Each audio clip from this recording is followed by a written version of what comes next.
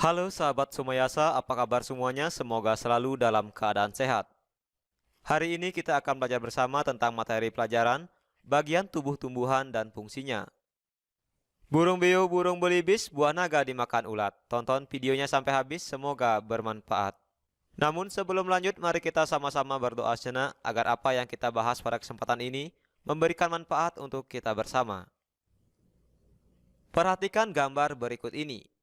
Seperti manusia yang mempunyai tangan dan kaki, tumbuhan juga memiliki anggota tubuhnya. Setiap anggota tubuh memiliki fungsinya masing-masing yang bertujuan untuk memenuhi kebutuhan tumbuhan untuk bertahan hidup. Seperti akar yang berfungsi untuk menyerap air dari tanah. Lalu, apa saja bagian tubuh tumbuhan? Apa fungsinya masing-masing? Ada beberapa bagian tumbuhan. Yang pertama yaitu daun. Daun merupakan tempat tumbuhan membuat makanan. Makanan ini dibutuhkan agar tanaman bisa tumbuh. Kemudian ada bunga. Bunga merupakan tempat perkembangbiakan tumbuhan. Bunga yang sudah berkembang biak akan menjadi biji. Biji inilah yang nanti bisa ditanam kembali. Kemudian ada batang. Batang berfungsi untuk mengantarkan air, nutrisi, dan makanan ke seluruh bagian tumbuhan. Ada buah. Buah merupakan tempat menyimpan cadang makanan dan melindungi biji di dalamnya. Selanjutnya ada akar. Akar berfungsi untuk menyerap air dan nutrisi dari dalam tanah, dan juga berfungsi untuk menopang tumbuhan. Sekarang kita akan membahas lebih dalam mengenai bagian-bagian tumbuhan. Yang pertama, kita akan belajar mengenal akar pada tumbuhan. Perhatikan gambar berikut ini. Akar adalah bagian tumbuhan yang tertanam di dalam tanah. Namun, ada juga beberapa jenis akar yang ada di atas permukaan tanah, seperti akar bakau. Akar adalah bagian yang paling penting bagi tumbuhan. Jika akar dipotong, maka tumbuhan tidak bisa mengambil nutrisi dari dalam tanah dan akan mati. Berdasarkan bentuknya, ada dua jenis akar pada tumbuhan, yaitu akar serabut dan akar tunggang. Apa perbedaan dari akar serabut dan akar tunggang? Kita lihat pembahasannya berikut ini. Pada akar tunggang, terdapat akar cabang dan akar utama.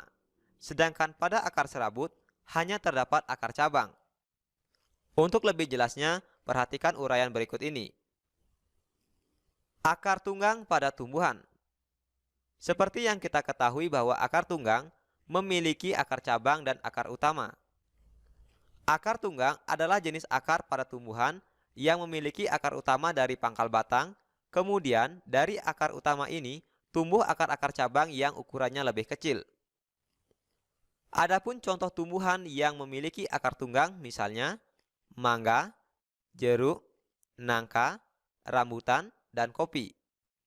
Selanjutnya, tumbuhan yang memiliki akar serabut.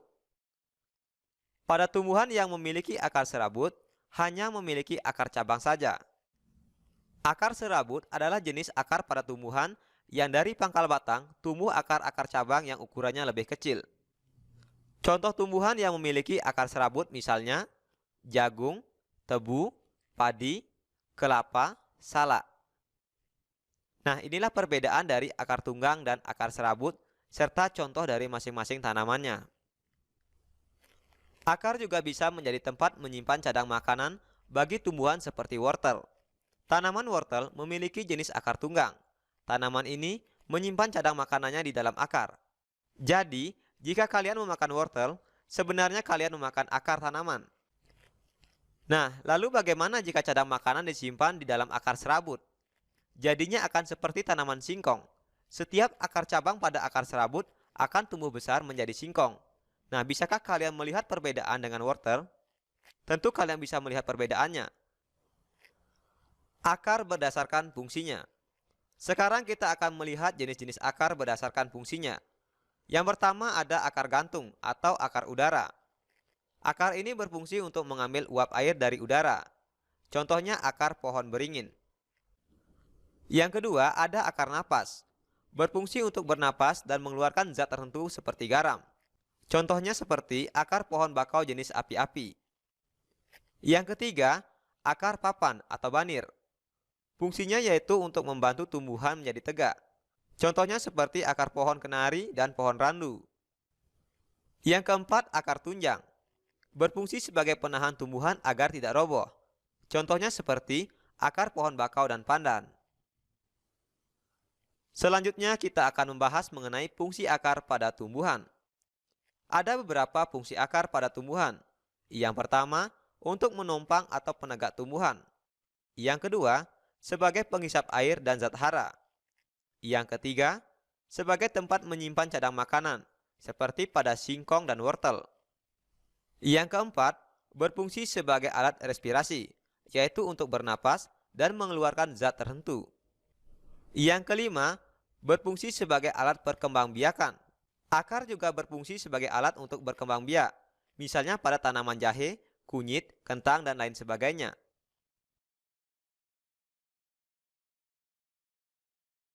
Materi selanjutnya, kita akan membahas mengenai batang pada tumbuhan. Perhatikan gambar berikut ini.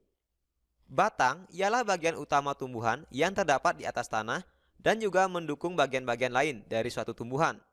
Batang juga merupakan tempat melekatnya daun, bunga, dan buah. Jenis-jenis batang pada tumbuhan. Yang pertama, batang berkayu, yaitu jenis batang berstruktur keras dan mengandung kambium, seperti pada tanaman jeruk. Yang kedua, batang basah, yaitu berstruktur lunak, mengandung banyak air, mudah roboh dan patah, misalnya pada tanaman bayam dan kangkung. Yang ketiga, batang berongga atau berbuku. Ada berstruktur keras dan ada juga yang berstruktur lunak. Pada umumnya terdapat ruas-ruas, misalnya seperti pada batang bambu dan pada batang padi. Fungsi batang pada tumbuhan. Ada beberapa fungsi batang pada tumbuhan. Yang pertama, sebagai pengangkut air dan zat hara serta menyalurkan zat makanan hasil fotosintesis ke seluruh tubuh tumbuhan. Yang kedua, tempat melekatnya bagian tumbuhan seperti daun, bunga, dan buah. Yang ketiga, sebagai tempat menyimpan cadang makanan, misalnya pada tebu dan pohon sagu. Yang keempat, sebagai alat respirasi, yaitu untuk bernapas dan mengeluarkan zat tertentu. Yang kelima, sebagai alat perkembangbiakan. Batang dapat digunakan sebagai alat perkembangbiakan, yaitu melalui stek dan cangkok misalnya, pada beberapa jenis tanaman.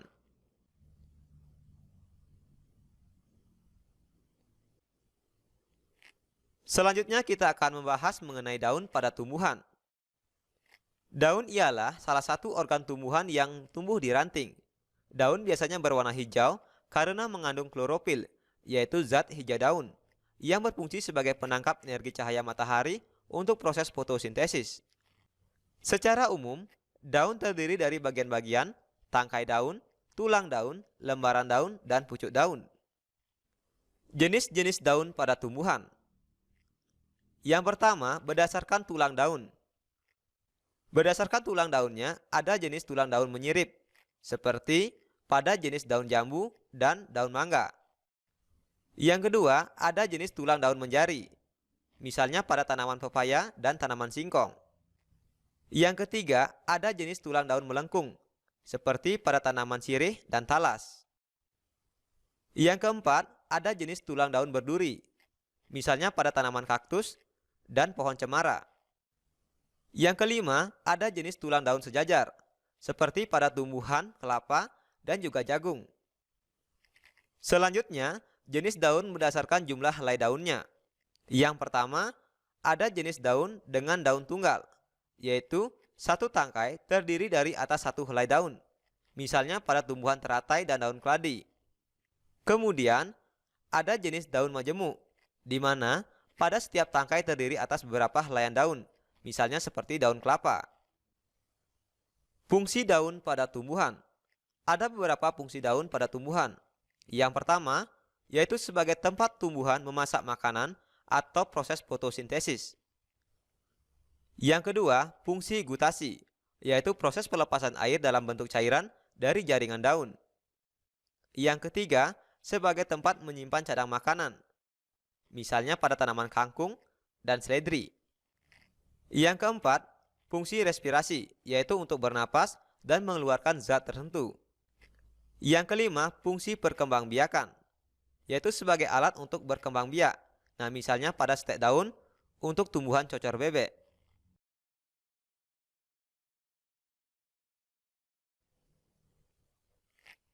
Selanjutnya kita akan membahas mengenai bunga dan buah pada tumbuhan.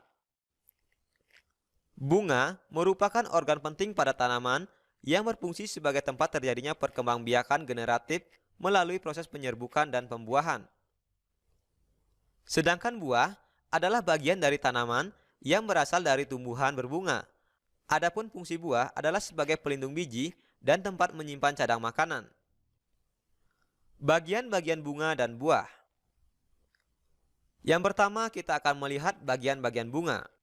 Secara umum, ada beberapa bagian-bagian bunga. Yang pertama yaitu tangkai bunga, yang ditunjukkan oleh huruf A. Tangkai bunga berfungsi untuk menahan bunga agar tidak mudah terbawa angin, atau tempat tegaknya bunga.